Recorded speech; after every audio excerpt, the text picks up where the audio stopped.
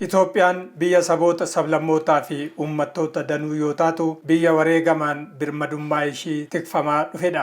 Adawaan dirree Itoophiyaanonni waloon dhaabbachuun koloneeffattoota Afrikaa qircachuuf kaayeffatanii hidhannoo ammayyaa hidhachuun dhufan gootummaan fuuldura dhaabbatanii fashaleessuun walqixxummaan ilma namaa kan itti dhugoomedha. Gootonni Itoophiyaa rooroo fi waaroo garbummaa itti haguugamuuf dhufte tole jedhanii harka hin laanne daangaa hanga daangaatti diddaa agarsiisani. Waaroo salphinaa kana ofirraa qolachuufis daangaa hanga daangaatti wal kakaasuun kan loluu danda'u lolaaf tokkummaan duule. Dubartoonni galaa qopheessuun warra galaa fi waan warra duuleef barbaachisu duubaan dhiyeessanitti kennuun deeggarsa gochaa turani. Tokkummaan humna akka jedhan sana haala kanaan tokkummaa fi gootummaan waliin hiriiree loltoota Xaaliyaanii hanga funyaaniitti hidhatanii of tuulummaan biyya weeraruu dhufan daaraa botoroo gochuun injifatanii biyya ofii walabummaa ishii tiffatani. Yoo xiqqaate sadarkaa addunyaatti hiikoo sadi guguddaa uumee jira jedhee amana ani Adawaan. Inni tokko hierarchical eenyummaa sadarkaadhaan ka'an san diige. Ethnocentric perspective. Warri Awurooppaa enlightened group waan warra rabbii waa ibseef deemanii warra kan qabatanii yookiin barsiisuu yookiin bulchuu warra heeyyamameef kana lakki akkasii miti dhaabbadhaa jedhee adabatti tol jechuudha. Kanaafuu akka Oromootti akkuma isinuu kaastan gootonni keenya baay'eetu waan kana keessatti hirmaate akka Oromootti hiika guddaa qaba jechuudha Adawaan. Obboleettiin tiyya kaastee jirti. Oon godhu irratti rakkoo qabna. We have problem on many other things too. Garuu Oromoon injifannoo akkanaallee oon godhu irratti dhuguma rakkoo qabna. Dhaabbannee yaaduu danda'uu qabna. Oromoo godhu keessaa tokko kana. Gootummaa akkanaa kana. So eenyummaa keenya akka Oromootitti ibsituu wantoota adaan keessaa tokko Aduwaadha jechuudha. Akka Itoophiyaatti internal colonialism jajjabeessee Itoophiyaa har'a jirtu tan ijaaruu keessatti Aduwaan gahee guddaa qaba. In fact namni maal jedhee Itoophiyaan tuni gaafuma Aduwaa san ijaaramtes gaafasuma rakkoon ishii mudates jedha. So akka Itoophiyaatti eenyummaa Itoophiyaa wantoonni akka Aduwaa ibsan hin jiru. Borulloo Itoophiyaa biyya jabduu ijaaruu yeroo jennu isarra dhaabbannee babal'isuu dandeenya qofaadha jechuudha. So eenyummaa keenya akka Itoophiyaanotti, eenyummaa Afrikaanotaa, eenyummaa addunyaallee ethnocentric perspectivism European dominance san cabsuudhaan adabatti godhee namni akka walqixa ilaaluu danda'u. Namni hundi qalamni gogaasaa waan fe'ellee ta'u namni walqixa ilaalcha jedhu sana lafa qabsiisa Aduwaadha. Namummaa uummata Afrikaa irraa mulqaniiti. Uummanni Afrikaa seenaa hin qabu, aadaa hin qabu, afaan hin qabu. Akka nama hin taanetti akka waan bineensa ta'eetti ibsanii, seenessanii, barreessaniiti akka uummatichi hamileen cabu taasisanii biyyoota Afrikaa koloneeffatanii. Injifannoon Adwaa garuu hamilee Afrikaanotaa cabee kana supheeti. Hamilee koloneeffattootaa cabseeti. Tokkummaa Afrikaas ijaaree gootummaa biyya keenyaa kanas addunyaatti qabatamaadhaan mul'isee jechuudha. Seenessa koloneeffattootaa kana barreessitoonni Afrikaa hedduun akka Walee Soyinkaa, akka Chinua Achebe, Ngugi wa Thiong'o fa'aa barreeffamaan aartii ogbarruu afaanuma koloneeffattootaatiin ibsanii jiru. Lakki nuti uummanni Afrikaa uummata falaasama mataa keenyaa qabu, uummata aadaa mataa keenyaa qabu, uummata seenaa mataa keenyaa qabu jedhanii itti maatii turan koloneeffattootatti. Uummata Afrikaattis hamilee suphaa turanii waan barreessitoonni Afrikaa barreessan sana immoo gootonni biyya keenyaa qabatamaadhaan koloneeffattoota faashistii Xaaliyaanitti agarsiisanii injifannoo Adwaa irratti mirkaneessanii kan immoo barreessitoonni fi gaazexeessitoonni Xaaliyaanii mataa isaaniitiin gootummaa gootota keenyaa akkaataa fardaan itti lolanii meeshaalee gurguddaa jala dhaabbatanii koloneeffattuu faashistii Xaaliyaanii itti salphisan ofumaanuu deebisanii barreessaniiru jechuudha. Egaa yeroo sana biyyi kun akkaataan hundeeffamni ishii garee muraasan isa kaan dhiibeellee hundeeffamtu dhimma biyya irratti garuu waliin buusne tokkummaan dhaabataniiti. Tokkummaadhaan injifannoo Adwaa kana kan nu gonfachiisan. Kanaaf seenaa jiraataadha kan jenneef. Injifannoo Adwaa waggaa 130 har'aa galmaa'e duuba deebinee yoo laalle seenaa biyya kanarratti akkuma har'a karaa adda addaa diinni nu qoraa jiru kana bara qormaataa keessa turte biyyi kun. Barreeffama Riichaard Kolk barreesse keessatti Itoophiyaa Between the Jaws of Two Hyenas kitaaba jedhu keessatti Faransaay, Italy, Egypt, Sudan karaa adda addaa nu qoraa turan.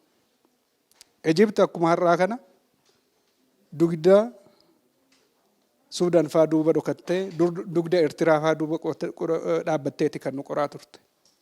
Yaa ta'u malee Itoophiyaan Faransaayifis hin jilbiiffanne, Xaaliyaanifis hin jilbiiffanne, Ijiptiifis hin jilbiiffanne, Eertiraawwanis kan kenneen keettoo diinaa ta'anii akkuma har'aa kana nu qoraa jiran sun adeemsi isaanii galma hin geenye jechuudha. Kana kan fide tokkummaa ijaarama biyya keessaa keessumaa akkaataa ittiin sirni gadaa olaantummaa saba kanaa itti ijaare ilmi namaa walqixa kan jedhu kan egalitarian ecosystem jedhu Dr. Rattaanfaan achi keessatti waan ijaarame bu'aa guddaa nuuf buusee jira. Itti gaafatamummaan biyyummaa Oromoo biratti wal dhiibuudhaan kan mirkanaa'e miti. Sirna gadaatiin gitaa fi hiriyaadhaa fi jila isaatiin moo'ee aangoo irraa fudhachaa turuun sun akka namni kabaja waliif horatu, akka namni jabaatee wal gargaaru isaan godheera. Inni kun immoo warri sirna kana keessatti guddate kanneen akka Ri'urraas Makonnin Guddisaa fa'aa, kan akka Habte Giyoorgis Diinagdee fa'aa, kan akka Gabayyoo Gurmuu fa'aa, kanneen akka Baalchaa Saafoo fa'aa kana keessatti guddachuun isaanii dhimmi biyyaa dhimmi daangaa ofii eegu akkuma sirna gadaa keessatti sirna daacitiif labsamaa turetti kanatti inni sun bu'aa fi bu'uura ta'ee jira jechuudha. Kanaaf isaantu dide. Isaan diduu isaanii har'a akka mataan keenya ol qabamee cabiinsa sammuu cabiinsa hamilee irraa hafnee jiraannu nu godheera. Egaa ayyaanni isaanii bara baraan nuuf haa jiraatu galata guddaa qabu jechuudha. Adawaa akkatti milkoomne injifannoo uummata Itoophiyaa qofa osoo hin taane bilisummaa uummattoota Afrikaati waan ta'eef gaafa sana dhiiraaf dubartii kaabaa kibba baaf lixa osoo hin taane wal qoodne osoo hin taane tokkummaadhaan taane Adawaa moone warra koloneeffattoota Awurooppaa dhufan warra Xaaliyaanii onnee tokko ta'e warra meeshaa ammayyaa hidhatanii onnee tokko ta'een onnee hidhatte duwwaadhaan meeshaa moofaan lollee moone jechuudha. Kanaafuu gaafa waa'ee Adawaa dhaga'u tokkummaatu natti dhaga'ama. Adawaanaa fi injifannoo tokkummaa humna birmadummaa fi bilisummaa uummattoota Itoophiyaatii fi uummattoota gurraachota addunyaa hundaati jedha.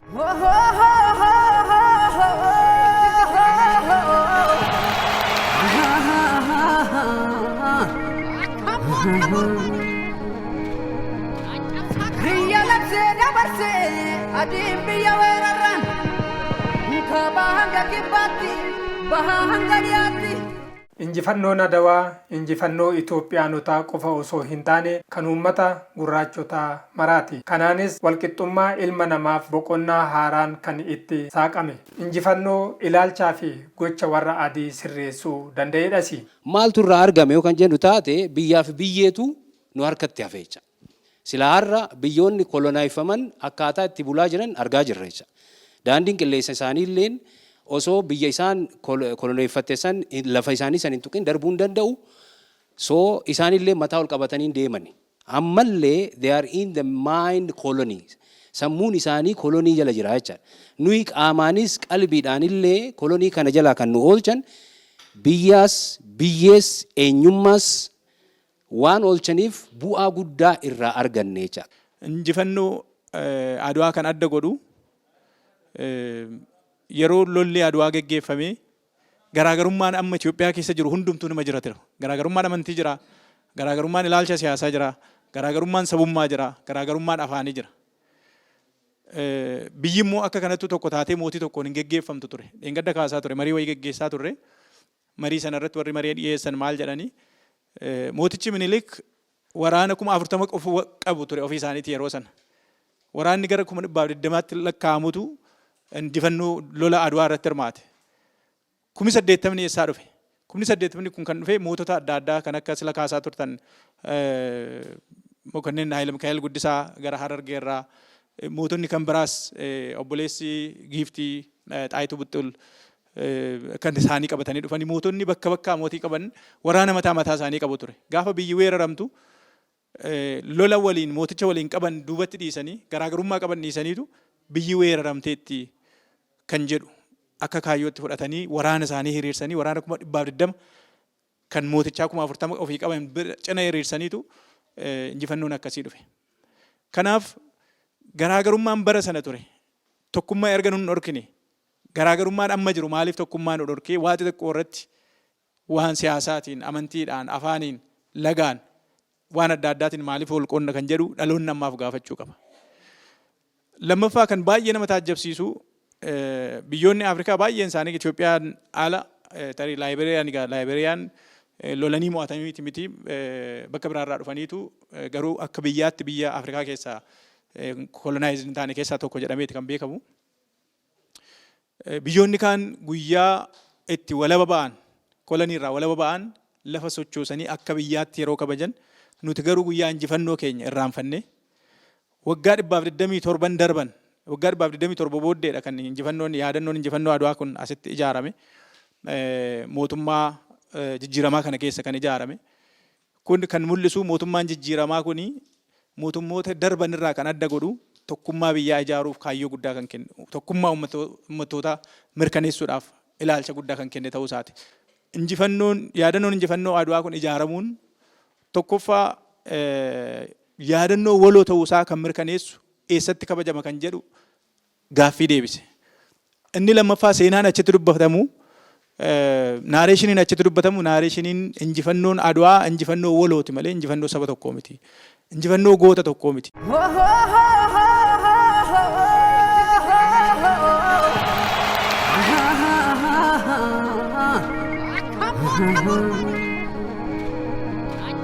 Biyya labsee dabarsee adiin biyya weerarran kaabaa hanga kibbaatti bahaa hanga dhiyaatti. Injifannoon Adwaa seenessa idil addunyaa ta'ee kan bu'uuresse Itoophiyaaf maqaa gaarii kan ijaare boqonnaa bu'uurri isaa dhiiga lola'ee fi lafee caccabeen ijaaramee mallattoo bilisummaa choominaan milkaa'edha. Afrikaanota maratti ulfina hore ummanni tokkoomee fi gurmaa'e humna kamiyyuu injifachuu akka danda'u mirkaneesse. Siidaa injifannoo ijaaruun seenaa bara baraan jiraatu gadi dhaabe. Aarsaan namni tokko lubbuu namaa kaffalu dhiiga dhangalaasee lubbuu namaa kaffalu waan salphaa miti. Kuni isa dhumaati jechaadha. Isa dhumaati. Abbootiin keenya kana lubbuu isaanii dhiiga isaanii dhangalaasanii biyya keenya nuun ga'anii jechaadha. Nuyi har'a kanas jirruu fi isaan waan lubbuu isaanii aarsaa godhaniif.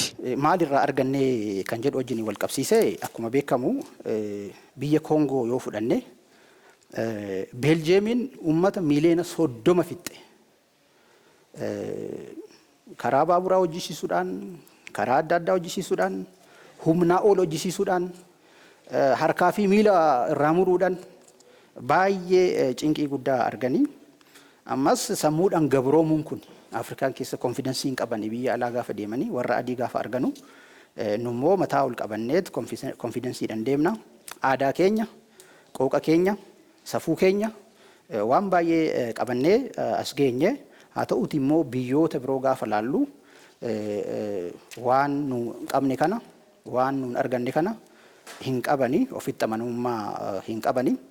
So numayyuu numa laalan waan hundumayyuu fakkeenya akka isaanii taanu inni fedhanii nutti amananii kun egaa bu'aan isa guddaa argamsiisedha. Ammas akkuma beekamu hidhaa laga Abbayyaa kan wajjiniin illee wal qabatee koordariiwwan magaalota keessa gaggeeffamaa jiran kanallee wajjiniin wal qabatee akkuma yeroo darbe ilaaluu dandeenyetti boohaniiti kan isaanii waan kana gammadanii gammachuurra darbanii boohaa turanii Itoophiyaa akka fakkeenyatti akka laalan kan isaan godhe yaa madduma Adawaa kana spiriitii Adawaa kanaan deemnaan warreen siyaasa gaggeessan bakka hundattuu spiriitiidhuma Adawaa kanaan deemnanii waan jijjiirama gurguddaa biyyoonni gurraachi addunyaarra jiran akka nutti boonan kan godhu hamilee kan itti horu kan hamileessu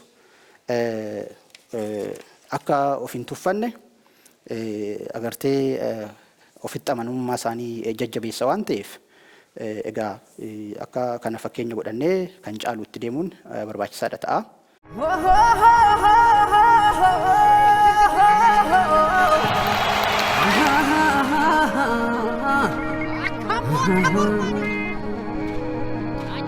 Biyya labsee dabarsee adiin biyya weerarraan kaabaa hanga kibbaatti bahaa hanga dhiyaatti.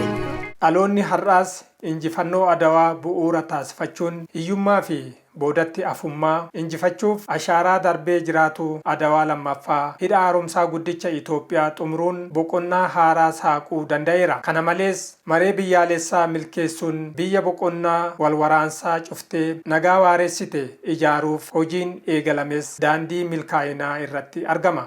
Seenaa yeroo dukkanaa san keessa gootonni keenya hojjetan seenaa jiraataa kana itti fufsiisuu fi seenaa sana gitu seenaa sanaa olii immoo galmeessisaa deemuun dirqama keenya dirqama dhaloota har'aati jechuudha. Xumuramuu hidha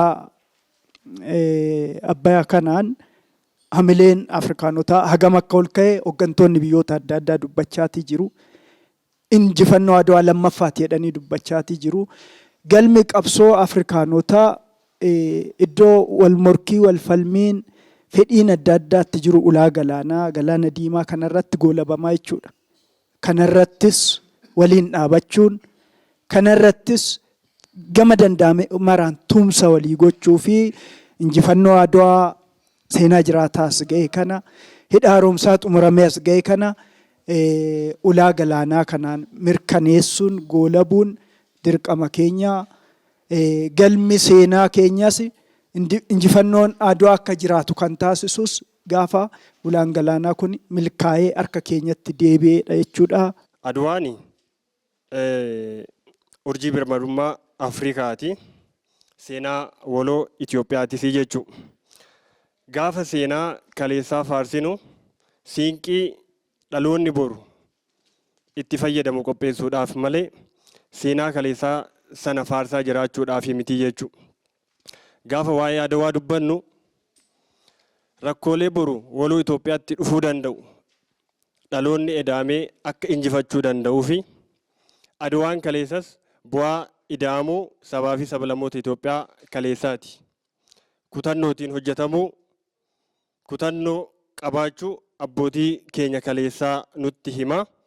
Seenaa gaggaarii kaleessaa kana faarfachuun immoo nuti dhaloonni har'aa fi boruu seenaa kana itti fufsiisuuf biyya keenya eeguuf bakka guddaa qabaataa jechuudha. Alaabaa tokko jalatti lammiilee biyya tokkoo akkaataan ittiin qabiinsi yookaan immoo akkaataan saantirii ta'aa turanii fi akkaataan itti siyaasa keenya gaggeessaa turre wal dhabdee amma jiru kanaaf yookaan immoo siyaasa biyya keessaa tasgabbeessuu dhabuu irratti gahee guddaa qaba waan jedhuun qaba. Wal dhaggeeffachuu walii abboomamuu fi elaaf elaamee marii keessumaa marii fi marabbaatiin biyya ijaaruu dantaa biyyoolessaa dursuun waan dhaloonni kun dursa kennee irratti hojjechuu qabu waan jedhuun qaba.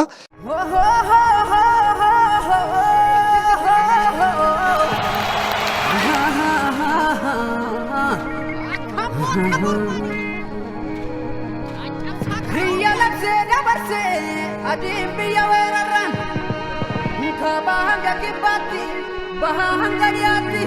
Biyya cimtuu fi mootummaa cimaa ijaaruuf uummanni waan waloon yaadatu irratti xiyyeeffachuun waan waloon irraanfachuu qabu xiyyeeffannoo keessa galchuun akkaataa itti irraanfachuun danda'amu agarsiisuu irratti hojjechuun barbaachisaadha. Kunis maree fi marabbaan maree biyyaalessaa milkeessuuf eegalameef bu'uura kaa'udha. Injifannoon Adawaa kan uummanni gurraachi hundi ittiin boonuu fi mallattoo paan afrikaanizimii waan ta'eefis seenaa boonsaa kana itti fufsiisuun seenaa waloo labatatti darbu ijaaruuf karaa qorannoo fi qo'annoon deeggarameen bilchinaan irratti hojjechuun hayyoota biyyattii irraa guddaatu eegama. Dhugaadhumatti waa'ee Adwaa kanaa kan sirriitti gadi jabeessee qorachaa ture Itoophiyaanota caalaa Ingilizoota, Ameerikaanota, Faransaayota ofiimaa ammoo warrumti Xaaliyaaniif mataa isaaniiti.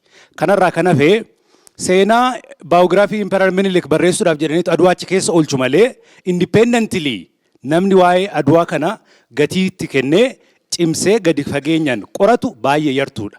Yuunivarsiitiileen biyya keenya keessa jiran, hayyoonni biyya kana keessa jiran, I think wanti isaan irratti xiyyeeffachuu qaban at least waan lama sadan tokko eeruu barbaada. Kan duraa yeroo baay'ee argitanitti taananii nama lubbuudhaan gale jejna malee achirraa ajajaa waraanaa ta'e nama lubbuudhaan gale jejna malee warra lubbuu gabbaranii biyyootaan biyyaaf biyyoota waan sana takka namni isaan yaadatu hin jiru. Fakkeenyaaf amma namni hunduutu ajajoota jiraatu salgan jedha. Sagaluu waa miti oonistuu gaari garuu haa ta'u gurguddoo sagal jennee fudhanne baay'ee gaariidha. Salgan kana duwwaa osoo hin ta'in wanni warri biyyootaan warreen akka Baashaa Booyyee, Fitiraarii Taakkalee, Dastaa Daamxoo Katamaa look imagine Dastaa Daamxoo Katamaa kuni warra Bishooftuuti warra Adaati.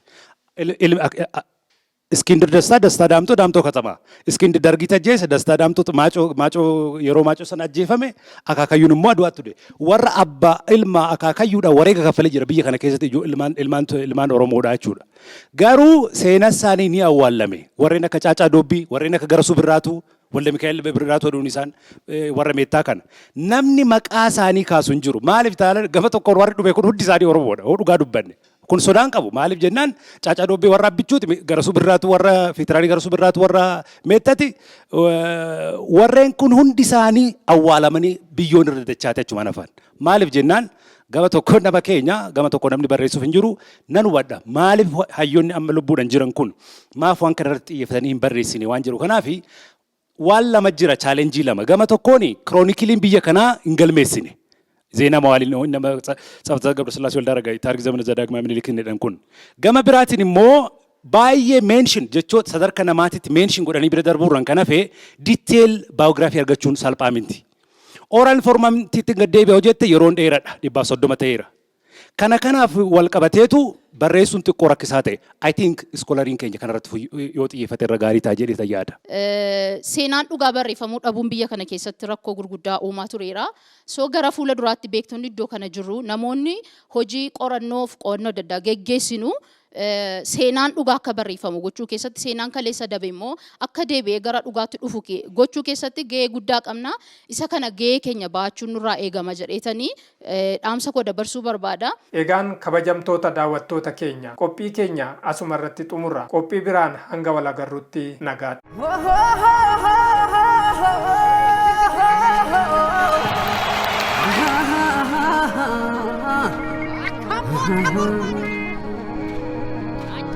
Biyya labsee dabarsee adiin biyya weerarraan kabaa hanga kibbaatti